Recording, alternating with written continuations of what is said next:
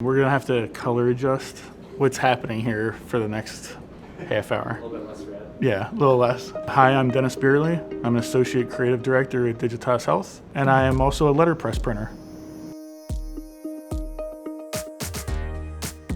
I basically went to school for print primarily. One of the things that always interested me is how people used to actually do this stuff by hand, and it was more of a trade. And it wasn't digital. It wasn't until a few years ago where I finally came across my first press. It was a Craftsman 6.5 by 10. It's got a lever on it. It was a self-inker. It was just so interesting, like the age of it. The stuff had been like worn and weathered through all these years, but people were still producing things from it. And I thought there was something very like nostalgic about that, and something a little like real human about that. My background, my family background is very blue collar, and there's a lot of things that letterpress printing had that kind of tied into that vibe.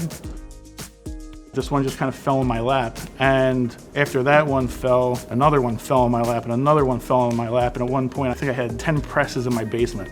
And my wife's just like, what the hell are we doing here, Den? It's like, you can't even walk down there, there's just stuff. So that's how I started developing my studio basement.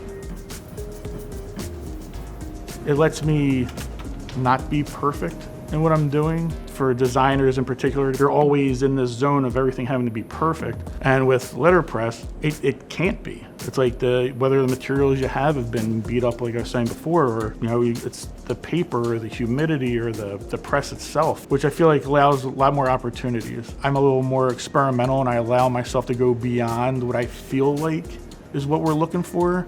And I just kind of like just push a little further. The makerspace started being talked about. I was asked to help procure equipment for that. And that developed into something I'm definitely proud of here, getting people hands-on and just doing something outside of the digital.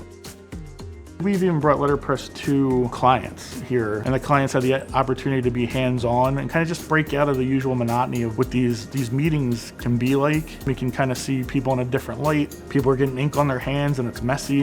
I think it goes back to that, everything being perfect.